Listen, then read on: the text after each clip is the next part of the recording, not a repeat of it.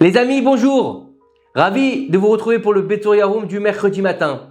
Alors la semaine dernière, nous avions vu dans le Betoria Room que à la fin des temps, l'étendard du Baal Shem Tov allait se lever et qu'il allait gagner face à ses détracteurs. Et nous avions vu que tout celui qui conteste un vrai juste peut même être un ange, mais c'est un ange d'Esav.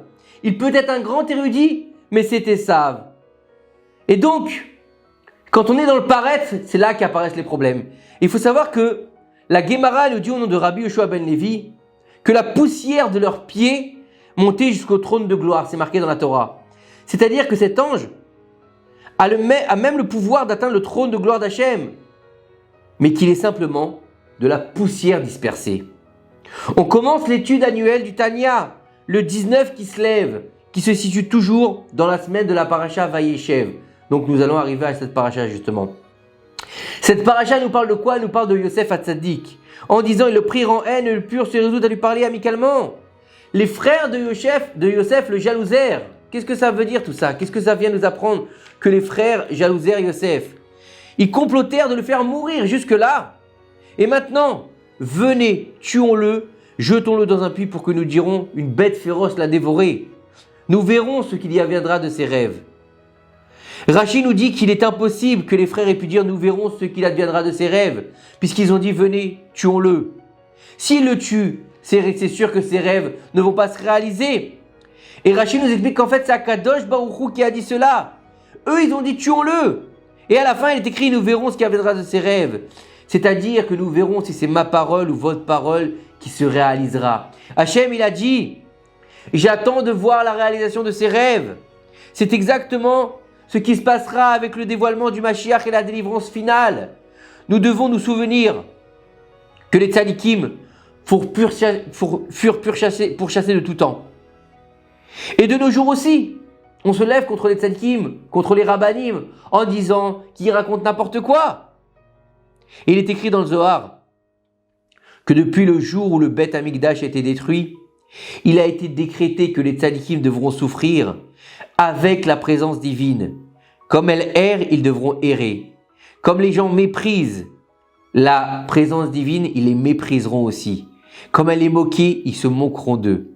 Comme il est écrit, lorsque mes adversaires me couvrent d'insultes, à l'identique sera décrétée la même souffrance sur les tzadikim.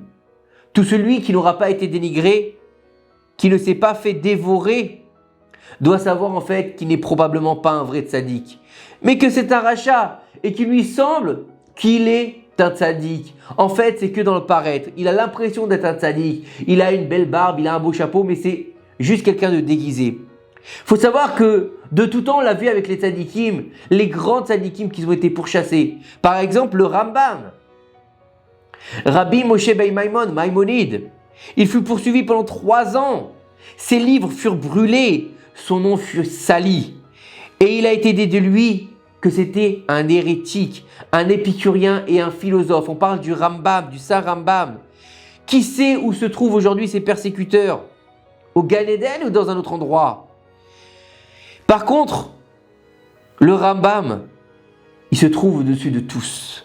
Combien le Admour HaZaken a été persécuté quand il a commencé à dévoiler le Tanya? Et où se trouvent ses persécuteurs? Comme il est écrit, et Hachem interviendra en faveur du persécuté. Ça veut dire que quoi? Ça veut dire qu'Hachem, il va tendre la main à ceux qui sont persécutés, comme on le voit. Akadosh Baruch Hu, il a toujours de la pitié pour les veuves, les orphelins, les gens qui ont des difficultés. Il va leur tendre la main pour les aider à s'en sortir. Donc il faut comprendre que un homme, il ne doit pas avoir honte s'il tient dans ses mains le livre du Tanya, un Likutei Torah ou un Rabbeinu, tout autre livre portant sur la Chassidoute. Mais il devra être reconnaissant envers Hachem de se trouver au bon endroit. Les tzadikim, ils furent pourchassés de tout temps. Et ils sont pourchassés de nos jours et continueront à être pourchassés. Même Rabbi Shimon Bar Yochai, il fut pourchassé. Tout le monde connaît cette histoire avec Rabbi Shimon Bar Yochai. D'accord? Et il a dû se cacher des Romains qui voulaient l'assassiner. Il a dû se cacher dans une grotte pour leur échapper pendant 12 ans. Là-bas, Akadosh Baruch Hu, il a créé une source d'eau et un caroubier pour qu'ils puissent boire et manger. Il mérita que pendant 12 ans, la source reste ouverte et qu'elle continue de couler. On peut se poser la question de savoir qui lui a appris la Torah pendant toutes ces années à Rabbi Shimon Bar Yochai avec son fils Rabbi Eliezer. Qui c'est qui leur a appris la Torah? Il nous sage de nous dire que il est écrit dans le Zohar HaKadosh que le prophète Eliyahu venait chaque jour pour leur apprendre la Torah. Puisque le prophète Eliyahu fut le Rav de Rabbi Shimon pendant 13 années consécutives, on ne peut pas s'étonner du niveau que Rabbi Shimon Bar Yochai il a atteint. Mais il faut savoir une chose, que si Rashbi il n'avait pas été pourchassé, jamais au grand jamais il aurait atteint ce haut niveau qu'il a eu. Beaucoup de Tanaïm qui ont continué à étudier tranquillement dans leur maison ou dans la synagogue ou à la maison d'études, ils n'ont pas mérité ce que Rashbi a mérité.